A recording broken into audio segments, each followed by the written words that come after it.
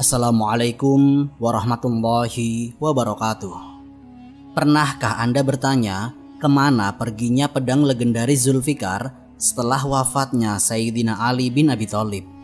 Apakah benar seperti kata sebagian orang, ia disembunyikan dan akan muncul lagi di akhir zaman? Ataukah semua itu hanya kisah yang tumbuh dari cinta yang salah arah? Sahabat baca cerita. Inilah bagian penutup dari perjalanan sang singa Allah. Kisah yang bukan sekedar tentang besi, tapi tentang iman, ilmu, dan amanah. Mari kita buka hati dan pikiran bersama, agar kita tidak terjebak antara cinta yang tulus dan pemujaan yang keliru. Sebelum memulai, mari kita berdoa terlebih dahulu. Ya Allah, limpahkanlah kepada kami cinta yang benar kepada keluarga Nabi-Mu. Cinta yang menuntun pada ketaatan, bukan pada kesesatan. Jadikan kami penerus cahaya ilmu, bukan pengulang mitos yang menyesatkan. Amin, amin ya rabbal alamin. Di episode ini, kita akan menyingkap warisan sejati Zulfikar. Bukan benda pusaka, tapi warisan keberanian dan kebenaran yang tidak akan pernah berkarat hingga akhir zaman. Simak kisah ini sampai akhir, agar kita tidak salah memahami kemuliaan Sayyidina Ali bin Abi Thalib dan makna abadi pedang surganya. Bismillah, mari kita mulai ceritanya.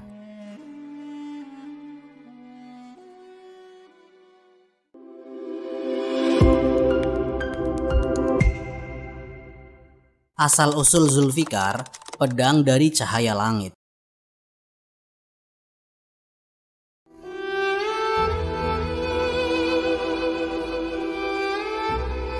Di antara banyak senjata yang pernah digunakan di masa Rasulullah Shallallahu Alaihi Wasallam, tidak ada yang sepopuler dan seikonik Zulfikar. Nama pedang itu melampaui fungsi besi tajam. Ia melekat dengan keberanian, keadilan, dan sejarah jihad Islam. Tapi, dari mana sebenarnya pedang itu berasal?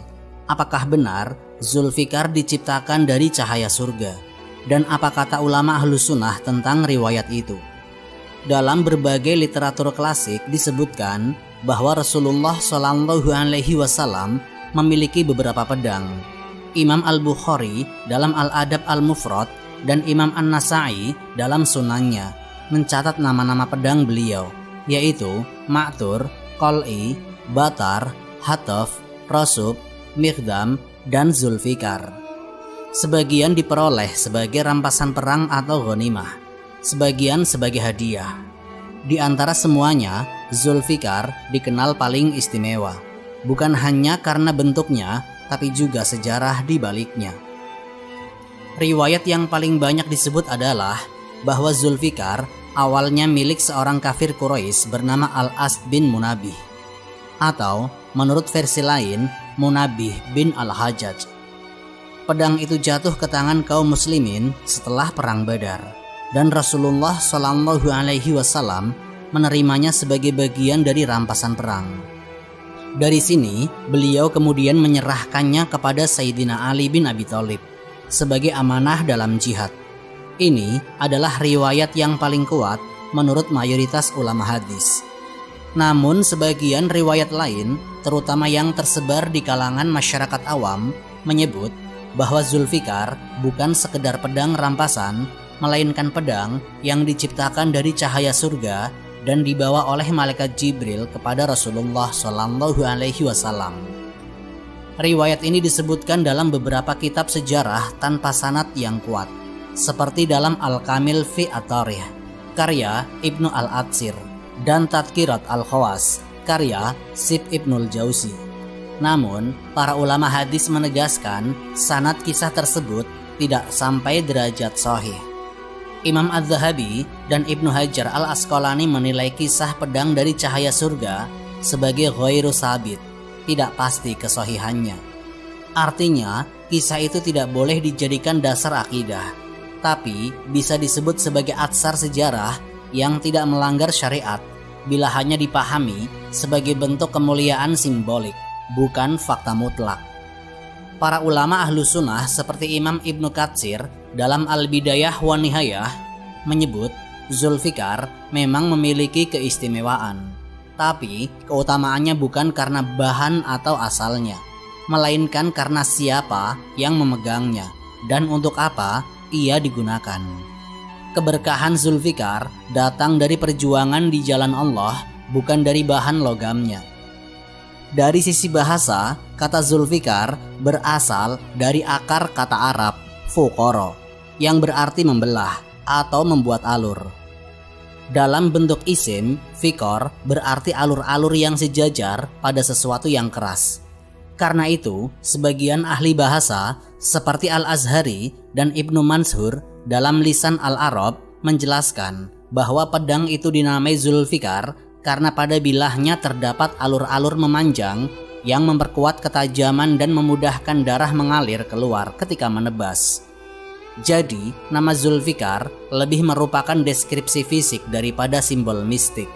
Ia berarti pedang yang beralur atau pedang yang bergaris di tengah. Dari penjelasan ini tampak bahwa Rasulullah memiliki pedang-pedang yang berfungsi sesuai konteksnya. Namun, di antara semuanya, Zulfikar menjadi paling dikenal karena sering digunakan dalam peristiwa-peristiwa penting. Sumber-sumber sejarah menyebut pedang itu memiliki dua ujung tajam, membuatnya tampak seperti bercabang di ujung bilahnya. Bentuk ini bukan hanya sekedar unik secara visual, tapi juga berfungsi praktis dalam pertempuran jarak dekat. Konteks zaman itu penting untuk dipahami. Di era Rasulullah SAW, pedang bukan sekedar senjata ofensif.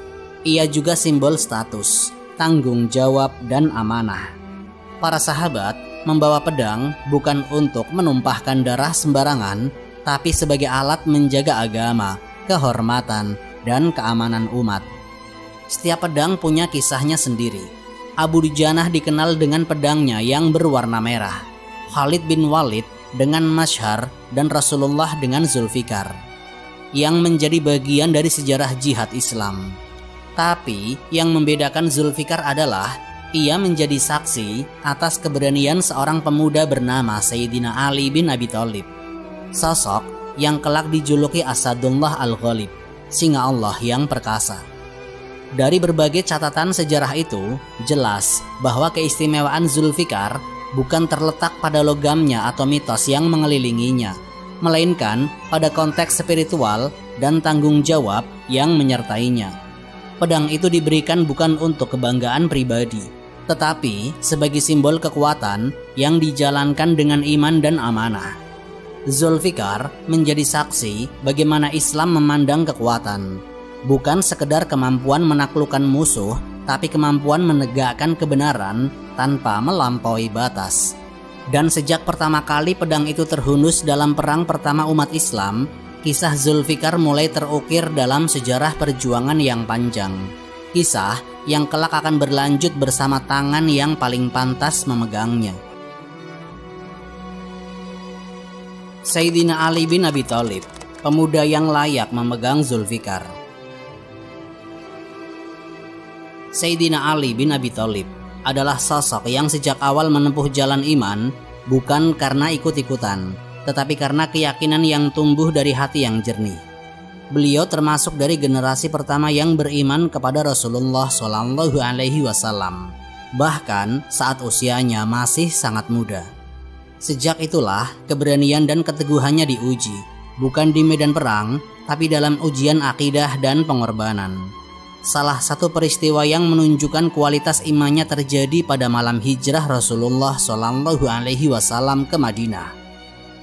Saat para pembunuh Quraisy mengepung rumah Nabi, Sayyidina Ali tidur di ranjang beliau, sebuah tindakan yang bisa berakhir dengan kematian. Dalam riwayat sahih disebutkan, Rasulullah memintanya untuk tetap di tempat tidur itu agar para pengepung mengira beliau masih di sana, sementara beliau keluar pada malam hari. Sayyidina Ali menunaikan amanah itu tanpa ragu. Tidak ada jaminan keselamatan, tapi keberanian itu bukan karena nekat, melainkan karena kepercayaan kepada janji Allah. Ketika fajar menyingsing, Quraisy baru menyadari bahwa yang mereka incar bukan Nabi, tetapi Sayyidina Ali yang menggantikan posisinya. Sejak saat itu, para sahabat mengenalnya bukan sekedar sebagai sepupu Nabi, tapi sebagai pemuda yang mempertaruhkan nyawa demi risalah Islam. Riwayat dari Abu Sa'id Al-Khudri menyebut bahwa Nabi bersabda, "Ambillah pedang ini ya Ali, semoga Allah menolongmu dengannya." Riwayat ini disebutkan oleh Al-Hakim dalam Al-Mustadrak dan dinilai hasan oleh sebagian ulama karena sesuai dengan konteks sejarah yang dikenal luas. Zulfikar bukan diberikan karena Sayyidina Ali adalah kerabat Nabi, tapi karena keberanian dan amanahnya sudah terbukti. Rasulullah tidak pernah memberi keistimewaan berdasarkan hubungan darah. Sayyidina Ali mendapatkan kepercayaan itu sebagaimana Sayyidina Bilal, Salman, dan Abu Dujanah mendapatkan posisi mulia karena amal, bukan asal-usul. Rasulullah mengenali Sayyidina Ali bukan sebagai anak pamannya, tetapi sebagai pemuda yang jujur, tegas, dan tidak gentar menghadapi kebenaran. Dalam banyak kesempatan, beliau menggambarkan Sayyidina Ali dengan kalimat singkat yang dalam, "Engkau dariku dan aku darimu." Kalimat itu diriwayatkan oleh Imam Muslim dan dipahami para ulama sebagai bentuk kedekatan iman dan misi, bukan kesetaraan kedudukan. Ketika membahas keberanian Sayyidina Ali, sebagian riwayat menyebut ungkapan yang sangat terkenal, "La fata ila Ali, wala saifa ila Zulfikar." Tiada pemuda pahlawan selain Ali dan tiada pedang selain Zulfikar. Ungkapan ini sering dijadikan semboyan dalam kisah-kisah kepahlawanan. Namun, dalam penelitian hadis, para ulama menegaskan bahwa kalimat ini tidak sampai derajat sahih. Ibnu Hajar Al-Asqalani dalam Lisan Al-Mizan menilai riwayatnya sebagai gharib, tanpa sanad yang kuat. Dan Az-Zahabi juga menganggapnya tidak bisa dijadikan hujah. Namun para ulama tafsir dan sejarah Ahlus Sunnah tidak menolak makna moral di baliknya. Kalimat itu menggambarkan realitas sejarah, bahwa keberanian Sayyidina Ali memang menonjol dan pedang Zulfikar memang menjadi simbol ketegasan di medan perang. Jadi, walau secara sanad tidak sahih, secara makna, ungkapan itu mencerminkan pengakuan umat atas keberanian Sayyidina Ali tanpa menjadikannya kepercayaan akidah. Kesaksian para sahabat pun memperkuat reputasi Sayyidina Ali sebagai pejuang sejati. Sayyidina Umar bin Khattab pernah berkata, "Ali adalah orang yang paling berani di antara kami." Zubair bin Awam menuturkan, "Aku tidak melihat seseorang di medan perang yang lebih kokoh dari Ali."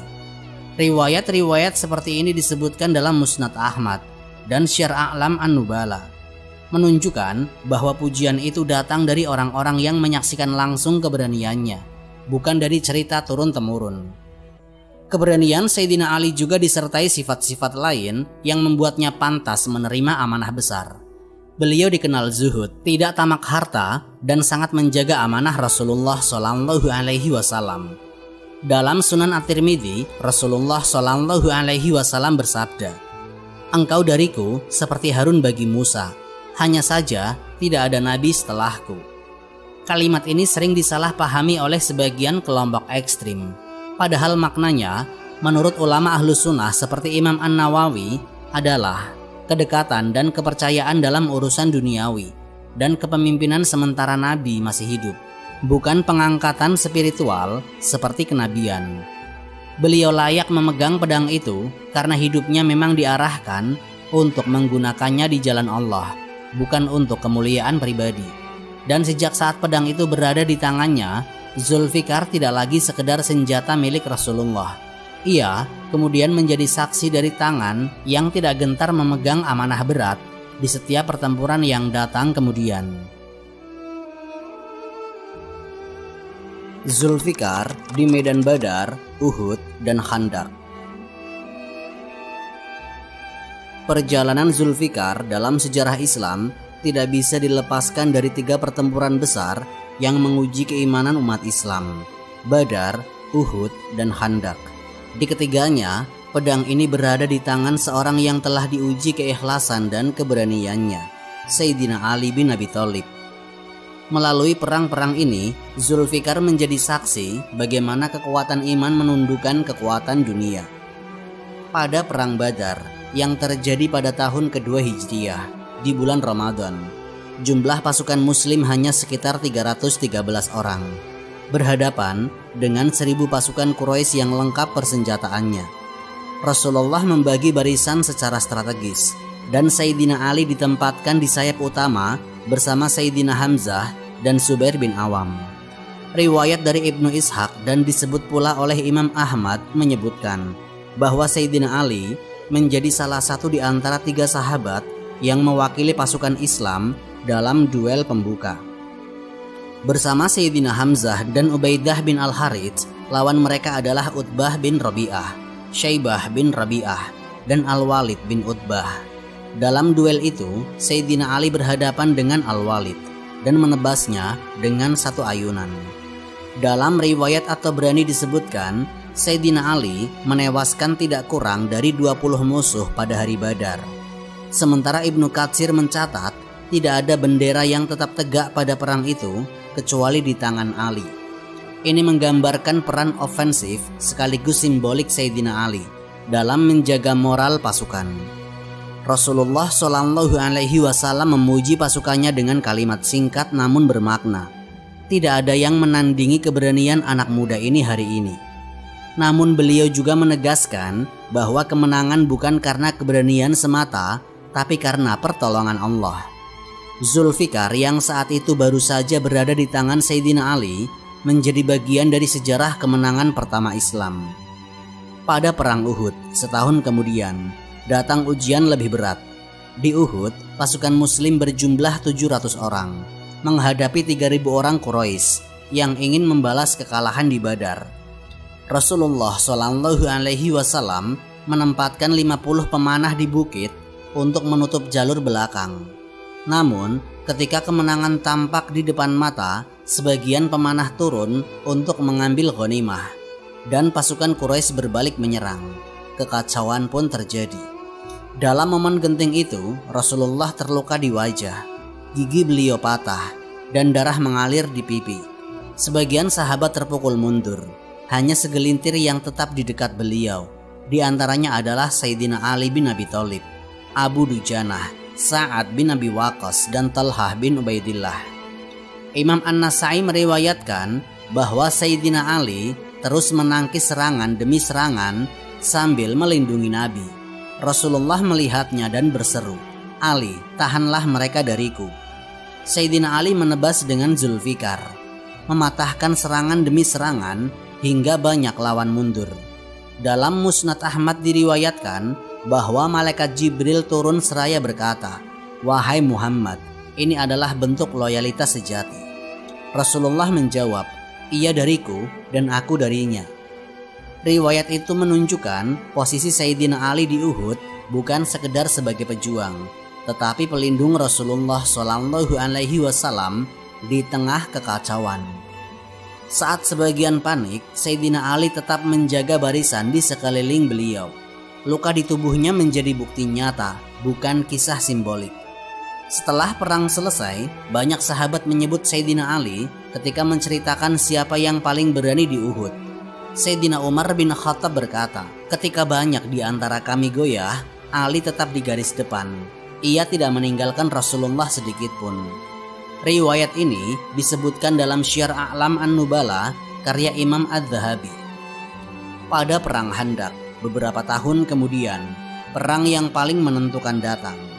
Perang Khandaq atau Ahzab, tahun ke-5 Hijriah. Seluruh kabilah Arab bergabung untuk memusnahkan Madinah. Salman Al-Farisi mengusulkan strategi menggali parit di bagian utara kota. Rencana itu berhasil menahan pasukan musuh selama berminggu-minggu. Namun, satu peristiwa kecil di tengah perang itu menjadi legenda tersendiri. Duel antara Sayyidina Ali dan Amr bin Abduwud. Amr dikenal sebagai pendekar Quraisy yang ditakuti. Ia berhasil menyeberangi parit bersama beberapa prajuritnya dan menentang siapapun dari kaum muslimin untuk maju melawannya. Tidak ada yang berani menanggapi tantangan itu kecuali Sayyidina Ali bin Abi Thalib radhiyallahu anhu. Rasulullah memperingatkannya tentang kekuatan lawan, namun Sayyidina Ali menjawab, "Aku akan melawannya, wahai Rasulullah." Maka Rasulullah memberinya izin dan mendoakannya, "Ya Allah, tolonglah dia melawan musuhmu." Duel itu berlangsung cepat. Riwayat Ibnu Ishaq menyebut Amr menebas helm Sayyidina Ali hingga melukai kepalanya. Namun Sayyidina Ali menangkis dan membalas dengan tebasan Zulfikar yang mematikan. Dalam sebagian riwayat disebutkan bahwa setelah Amr jatuh, Sayyidina Ali tidak segera menebasnya lagi. Ia menahan diri karena lawan itu meludahi wajahnya. Dan Sayyidina Ali khawatir tindakannya akan dipengaruhi emosi pribadi. Maka ia pun mundur sejenak, lalu kembali menuntaskan duel dengan niat yang bersih. Riwayat ini disebutkan dalam Al-Isti'ab karya Ibnu Abdil Bar. Meski sebagian ulama menganggap sebagian dalilnya tidak sahih secara sanad, tapi konteks duel Sayyidina Ali melawan Amr adalah fakta sejarah yang disepakati. Ketika Rasulullah mendengar takbir kemenangan dari arah parit, beliau bersabda, "Pukulan Ali terhadap Amr pada hari Khandaq lebih bernilai daripada ibadah umatku hingga hari kiamat." Namun, hadis ini tidak sahih secara sanad. Imam Az-Zahabi dan Ibnu Hajar menyebutnya sebagai maudhu atau palsu. Para ulama ahlu sunnah sepakat bahwa tidak boleh meninggikan satu sahabat dengan berlebihan sampai mengurangi kehormatan yang lain. Yang benar adalah peristiwa itu memang menunjukkan keberanian besar, tetapi nilai amalnya hanya Allah yang tahu. Dalam membahas keutamaan jihad Sayyidina Ali, ulama menegaskan bahwa beliau termasuk sahabat yang paling gigih di medan perang. Tetapi semua keberanian sahabat, baik Khalid, Hamzah, Abu Dujanah atau Zubair, harus dipuji secara seimbang. Rasulullah Shallallahu Alaihi Wasallam sendiri tidak membedakan keutamaan jihad mereka secara hierarki duniawi. Beliau hanya menegaskan, siapa yang berjuang di jalan Allah dengan niat yang ikhlas, maka derajatnya di sisi Allah sangat tinggi. Adapun kalimat pujian atau kisah yang cenderung mengunggulkan Sayyidina Ali secara mutlak atas sahabat lain tidak diambil dari sumber yang sahih. Ulama Ahlus Sunnah selalu mengingatkan pentingnya adab dalam memuji para sahabat. Imam Ahmad berkata, "Barang siapa menyebut sahabat Nabi kecuali dengan kebaikan, ia termasuk mencintai Nabi." Ini menjadi prinsip agar umat tidak terjebak dalam kultus individu. Zulfikar dalam 3 perang besar ini bukan hanya pedang yang terayun di medan jihad, tetapi saksi peran Sayyidina Ali sebagai penjaga Rasulullah, pembela Islam, dan simbol keteguhan. Dari Badar hingga Khandaq, setiap ayunan pedang itu membawa jejak keyakinan dan keberanian yang nyata. Bagian dari sejarah Islam yang terus diingat tanpa dilebihkan dan tanpa dikurangi. Khaybar, Zulfikar menembus gerbang benteng Yahudi. Setelah perjanjian Hudaybiyah, Rasulullah mengerahkan pandangan ke utara, menuju Khaybar, wilayah subur yang menjadi pusat kekuatan Yahudi di Jazirah Arab. Khaybar bukan sekedar permukiman biasa. Ia adalah jaringan benteng batu besar, dengan pasukan bersenjata lengkap, ladang kurma yang luas, dan gudang senjata yang melimpah. Para pemimpin Yahudi di sana pernah terlibat dalam pengkhianatan terhadap perjanjian dengan Rasulullah, dan kini mereka menjadi ancaman nyata bagi stabilitas Madinah. Latar belakang dan kekuatan Khaybar. Menurut catatan Ibnu Hisam dan Al-Waqidi, benteng-benteng Khaybar terjadi menjadi beberapa bagian besar, yaitu Nizar, Naim, Qamus, Sa'ab bin Mu'ad, dan beberapa benteng kecil lainnya. Masing-masing dijaga pasukan elit bersenjata lengkap. Jumlah mereka ribuan, sementara kaum muslimin yang berangkat bersama Rasulullah sekitar 1.400 orang. Jauh lebih sedikit, tapi berdisiplin dan bersemangat. Strategi Rasulullah Shallallahu Alaihi Wasallam jelas, yaitu menaklukkan benteng satu persatu. Pasukan muslim mengepung dari arah selatan dan memutus jalur logistik musuh. Beberapa hari pertama berjalan lambat. Kaum muslimin mencoba merebut benteng Naim, tapi gagal. Setiap hari Rasulullah menyerahkan panji perang kepada seorang sahabat yang berbeda. Namun benteng itu tetap tidak tertembus. Hingga pada malam tertentu Rasulullah bersabda di hadapan para sahabatnya, "Besok aku akan memberikan panji ini kepada seseorang yang mencintai Allah dan Rasulnya, dan Allah serta Rasulnya mencintainya. Melalui tangannya Allah akan memberi kemenangan." Hadis riwayat Bukhari dan Muslim. Para sahabat berdebar Sayyidina Umar bin Khattab berkata, "Aku belum pernah berharap menjadi pemegang panji, kecuali pada hari itu." Esok paginya, semua menunggu siapa yang akan dipanggil. Rasulullah menanyakan, "Di mana Ali bin Abi Thalib?" Para sahabat menjawab, "Ia sedang sakit mata, wahai Rasulullah." Rasulullah memerintahkan agar Sayyidina Ali dipanggil. Saat datang, matanya merah, bengkak, hampir tidak bisa melihat. Rasulullah meludahkan sedikit air liur ke ujung jari, lalu menyapukannya ke mata Ali. Seketika itu, rasa sakit itu hilang. Sayyidina Ali membuka mata dan melihat dengan jelas, seperti tidak pernah sakit sebelumnya. Hadis ini diriwayatkan secara mutawatir oleh Bukhari, Muslim, dan Ahmad. Mukjizat ini menjadi tanda jelas bahwa perintah itu bukan keputusan biasa, tetapi wahyu yang diarahkan untuk misi khusus.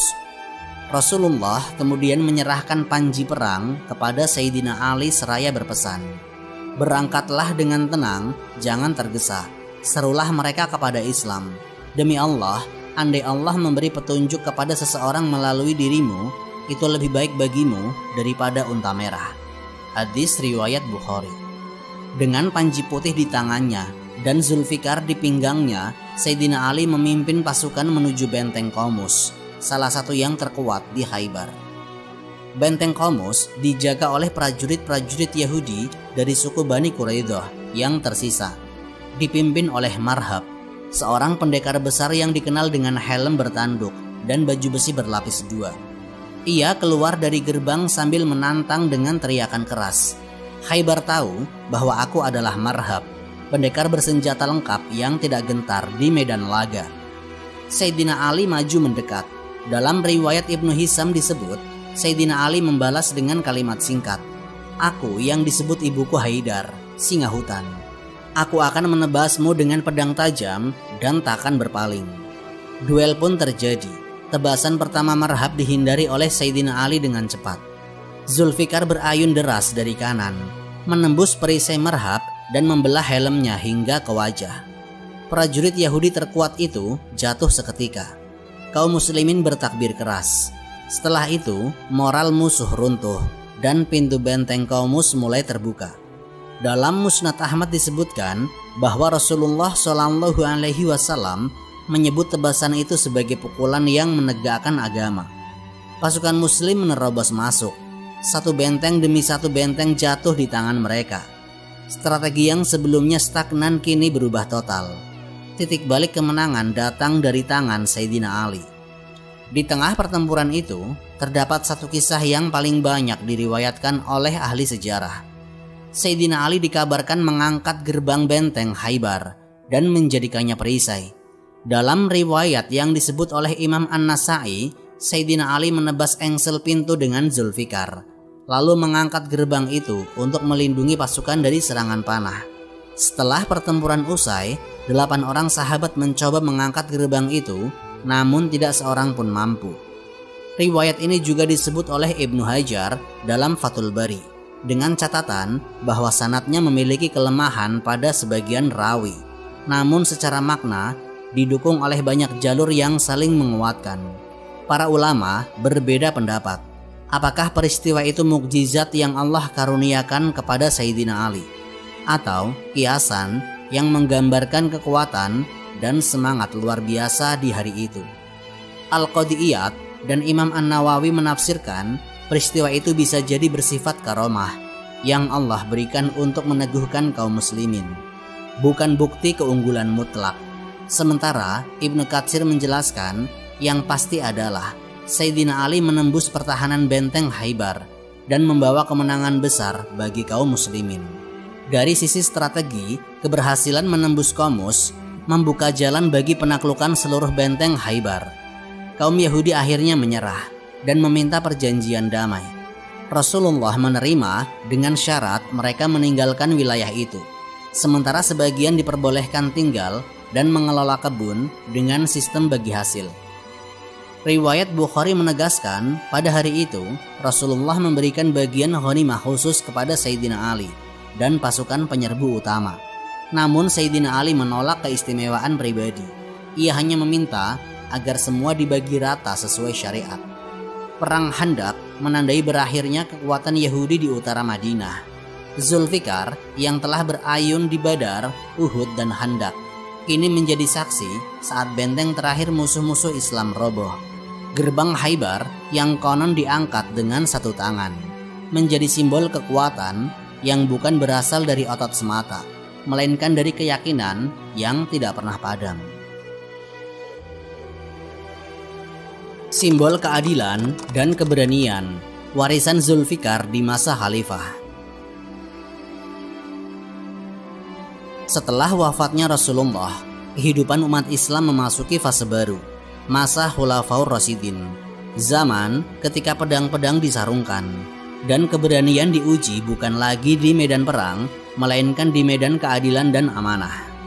Di antara para sahabat, nama Sayyidina Ali bin Abi Thalib tetap menonjol, bukan karena pedangnya lagi, melainkan karena ketajaman pikirannya, keteguhan imannya, dan kebijaksanaannya dalam menegakkan hukum Allah.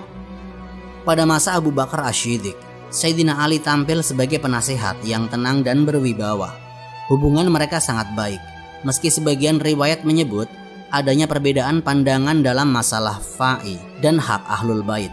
Namun sejarah mencatat Sayyidina Ali membaiat Abu Bakar dan tetap membantu urusan umat.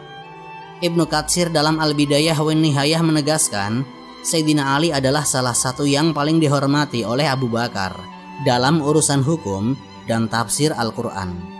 Di masa inilah peran Zulfikar mulai beralih makna. Pedang yang dulu menebas di Badar kini menjadi simbol kecerdasan dalam memutuskan perkara. Sayyidina Ali menjadi rujukan utama ketika terjadi perbedaan hukum. Abu Bakar sering berkata, Ali adalah orang yang paling tahu tentang hukum di antara kita. Ketika Sayyidina Umar bin Khattab menjadi khalifah, kedudukan Sayyidina Ali semakin kuat sebagai penasihat hukum utama. Sayyidina Umar terkenal dengan ketegasannya, namun beliau sangat menghormati keilmuan Sayyidina Ali. Ibnu Sa'ad meriwayatkan dalam Tabaqatnya bahwa Sayyidina Umar sering berkata di hadapan para sahabat, "Aku berlindung kepada Allah dari suatu perkara yang terjadi tanpa Ali bin Abi Thalib." Setiap kali Sayyidina Umar menghadapi masalah hukum rumit, dari warisan, pernikahan, hingga perkara darah, beliau memanggil Sayyidina Ali untuk bermusyawarah. Dalam satu riwayat, ketika seorang wanita melahirkan setelah 6 bulan menikah, sebagian sahabat menuduhnya berzina. Namun, Sayyidina Ali menegaskan dengan dalil Al-Quran bahwa masa kehamilan bisa 6 bulan, menggabungkan makna dari 2 ayat, yaitu surat Al-Ahqaf ayat 15 dan surat Luqman ayat 14. Sayyidina Umar pun menerima fatwa itu dan membatalkan hukuman. Sejak saat itu, Sayyidina Umar berkata di hadapan para sahabat, "Semoga Allah tidak menimpakan aku pada masalah yang tidak ada Abu Hasan di dalamnya." Peristiwa itu menggambarkan dengan jelas keadilan yang dulu ditegakkan dengan pedang, kini ditegakkan dengan ilmu. Zulfikar telah berubah bentuk, dari baja yang memotong menjadi hujah yang menyingkap kebenaran. Di masa Sayyidina Utsman bin Affan, Sayyidina Ali berperan sebagai pengingat dan penjaga keadilan di tengah melimpahnya harta dan ekspansi wilayah. Sayyidina Utsman dikenal lembut, sementara Sayyidina Ali menjadi suara tegas di sampingnya. Ketika terjadi kasus tentang pengelolaan harta Baitul Mal dan muncul protes dari sebagian rakyat, Sayyidina Ali menasehati dengan bijak tanpa menentang khalifah secara terbuka. Sayyidina Ali juga menjadi pengawal prinsip dalam urusan hukum qisas dan hudud. Dalam Musannaf Ibnu Abi Syaibah diriwayatkan bahwa Sayyidina Utsman sering meminta pandangan Sayyidina Ali sebelum memutus hukuman berat. Beliau juga dikenal sebagai orang yang pertama menulis Qadhiyah, catatan hukum pada masa Sayyidina Utsman, yang kelak menjadi dasar penulisan fikih oleh tabi'in. Pada titik ini, para sahabat mulai menyebut Sayyidina Ali dengan sebutan pedang keadilan. Sebutan ini bukan hadis, melainkan ungkapan penghormatan dari kalangan tabi'in seperti Al-Hasan Al-Basri dan Sufyan As-Tsauri. Maknanya jelas, Zulfikar yang dulu menebas kebatilan kini menjadi simbol keputusan hukum yang lurus. Imam Az-Zahabi mencatat dalam Syiar A'lam An-Nubala bahwa Sayyidina Ali dikenal sebagai hakim paling adil di antara para sahabat. Beliau tidak pernah membeda-bedakan antara kerabat dan rakyat biasa. Pernah suatu hari ketika beliau menjabat sebagai khalifah, beliau dihadapkan pada perkara antara dirinya dan seorang Yahudi tentang baju besi. Hakim yang mengadili saat itu, Suraih Al-Qadhi, meminta bukti. Sayyidina Ali tersenyum dan berkata, "Aku tidak punya bukti." Maka hakim memutuskan baju besi itu untuk sang Yahudi. Beliau menerima keputusan itu tanpa marah dan justru memuji keadilan hukum Islam. Peristiwa ini menjadi contoh nyata dari nilai Zulfikar yang hidup dalam keadilan, bukan sekedar di medan perang. Sayyidina Ali dikenal lembut dalam nasihat, tapi keras terhadap kebatilan. Beliau menegakkan hukum dengan hati yang tunduk kepada Allah. Dalam Najh al-Balaghah, kumpulan khutbah dan suratnya yang diseleksi oleh ulama ahlu sunnah seperti Ibnu Taimiyah dan Ibnu Hajar, terdapat banyak nasihat tentang keadilan, namun tetap harus dibaca dengan kehati-hatian karena tidak semua sanadnya sahih. Yang jelas, dari periwayatan sahih dalam Musnad Ahmad dan Sunan Tirmidzi, Rasulullah pernah bersabda, "Engkau wahai Ali, di hatiku seperti kedudukan Harun terhadap Musa. Hanya saja tidak ada nabi setelahku." Kedudukan ini bukan karena hubungan keluarga, tapi karena amanah dan kecerdasan dalam menjaga agama. Dari sinilah muncul pandangan para ulama bahwa Sayyidina Ali mewarisi ruh Zulfikar, keberanian menegakkan kebenaran dengan cara yang benar. Ketika sebagian orang menilai keadilan sebagai kelemahan, Sayyidina Ali menunjukkan bahwa rahmah dan ketegasan bisa berjalan bersama. Ia menegakkan hukum Allah tanpa fanatisme, tanpa dendam, tanpa mencari pujian. Dalam setiap keputusan, prinsipnya jelas, yaitu hukum adalah amanah, bukan senjata balas dendam. Pada masa akhir kekhalifahan Utsman, ketika fitnah mulai menyebar, banyak orang mengingat kembali semangat Zulfikar, bukan dalam bentuk perang, tetapi dalam bentuk keteguhan menegakkan keadilan. Para tabi'in di Kufah, Basrah dan Madinah mengenal Ali bukan sebagai pendekar, tapi sebagai hakim agung yang keputusannya sulit disanggah. Imam Abu Hanifah yang hidup beberapa generasi setelahnya menyebut bahwa sebagian prinsip usul fikih tentang qiyas dan ihtisan terinspirasi dari cara Sayyidina Ali menyimpulkan hukum dari Al-Quran dan Sunnah. Zulfikar kini bukan lagi pedang di tangan, melainkan nilai yang diwariskan, keberanian berpihak pada kebenaran, dan keadilan yang tidak tunduk pada kekuasaan. Di masa Khalifah Sayyidina Umar, Sayyidina Utsman, hingga akhirnya di masa Sayyidina Ali sendiri, warisan itu terus hidup, bukan di baja yang berkilau, tapi di nur ilmu dan hikmah yang Allah tanamkan di dada para pewarisnya.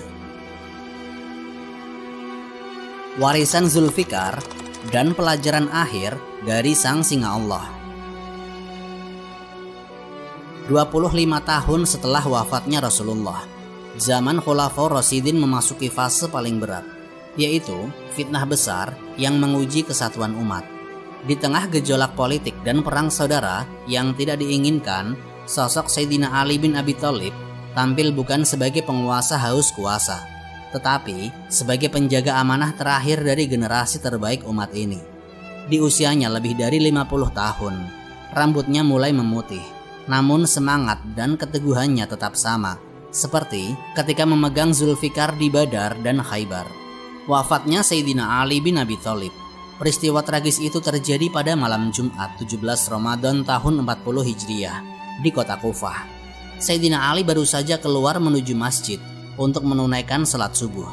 Saat melewati pintu masjid, seorang Khawarij bernama Abdurrahman bin Muljam menyelinap di antara jemaah. Dengan pedang yang telah dilumuri racun, ia menebas kepala Sayyidina Ali.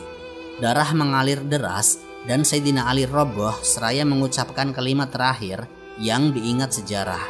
Fustu warabbil Ka'bah, demi Tuhan Ka'bah aku telah beruntung.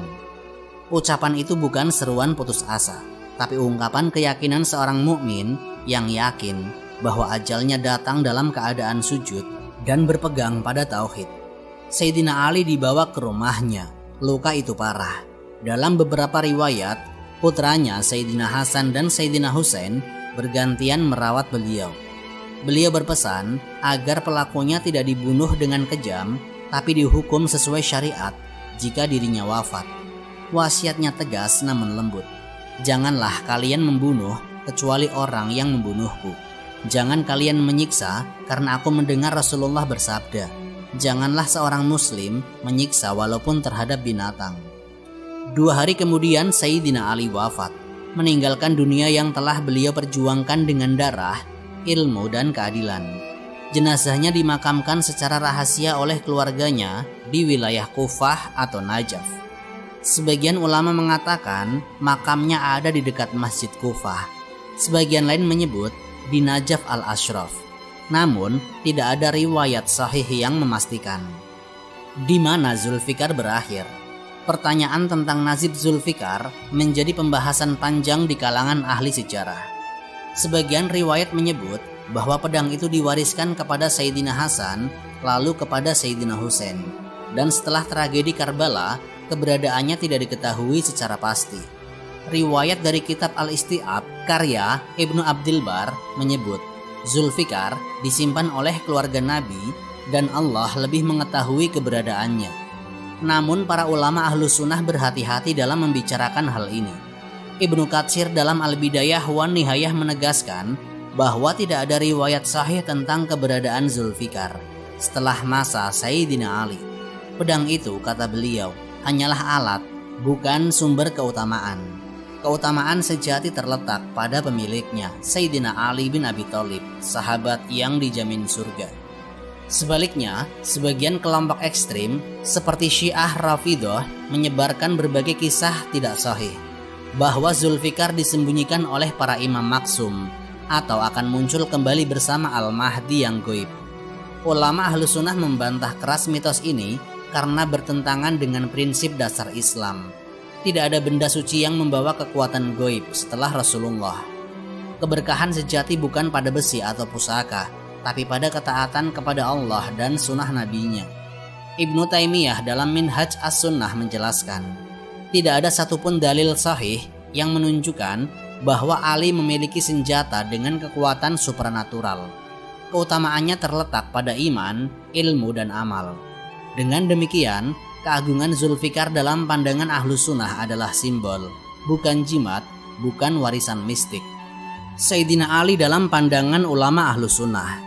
Para ulama ahlu sunnah menempatkan Sayyidina Ali di posisi terhormat, sejajar dengan Abu Bakar Asy-Syiddiq, Umar bin Khattab, dan Utsman bin Affan dalam derajat Khulafaur Rasyidin.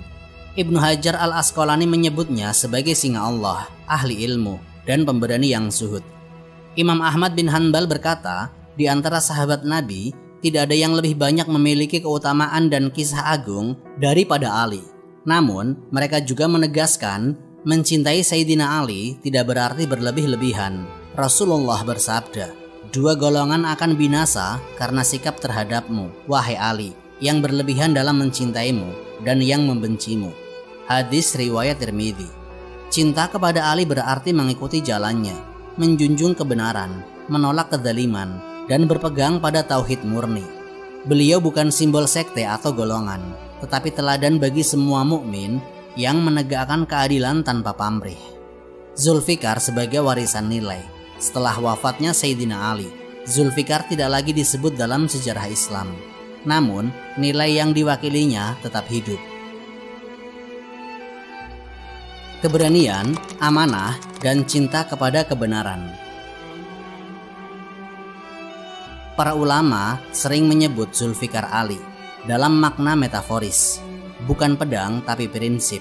Dalam hati orang beriman, Zulfikar adalah semangat menegakkan kebenaran tanpa takut pada celaan.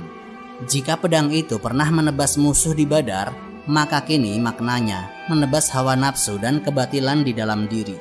Jika dulu ia melindungi Rasulullah dari tombak dan panah, kini ia melindungi umat dari kebodohan dan kesesatan. Dalam catatan sejarah, keberanian Sayyidina Ali tidak pernah dipisahkan dari ilmunya. Beliau dikenal menghafal seluruh ayat hukum, dan Rasulullah bersabda, "Aku adalah kota ilmu, dan Ali adalah pintunya." Hadis ini memiliki banyak jalur. Sebagian dhaif namun maknanya didukung oleh keilmuan Ali yang diakui sahabat-sahabat besar. Imam Asy-Syafi'i pernah berkata, ilmu fikih berpangkal pada Ali bin Abi Thalib.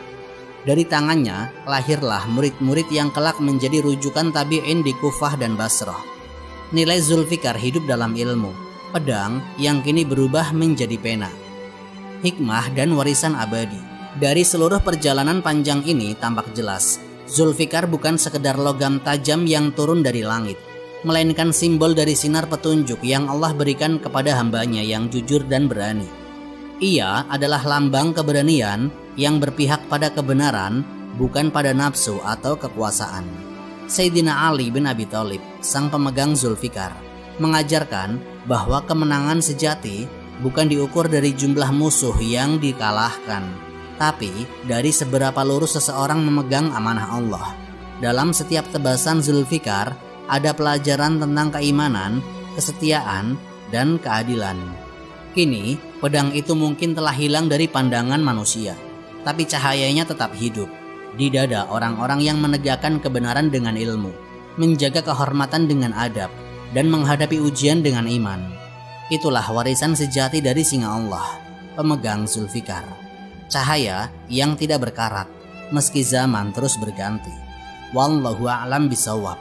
Semoga kisah ini memberikan manfaat dan menjadi pengingat bagi kita semua untuk terus memperbaiki diri serta meningkatkan ketaatan kepada Allah Subhanahu wa Ta'ala. Lebih dan kurangnya mohon dimaafkan. Yang benar datangnya dari Allah Subhanahu wa Ta'ala. Hilaf atau keliru itu datangnya dari saya pribadi sebagai manusia biasa. Sampai jumpa di kisah-kisah inspiratif berikutnya. Akhirul kalam, wassalamualaikum warahmatullahi wabarakatuh.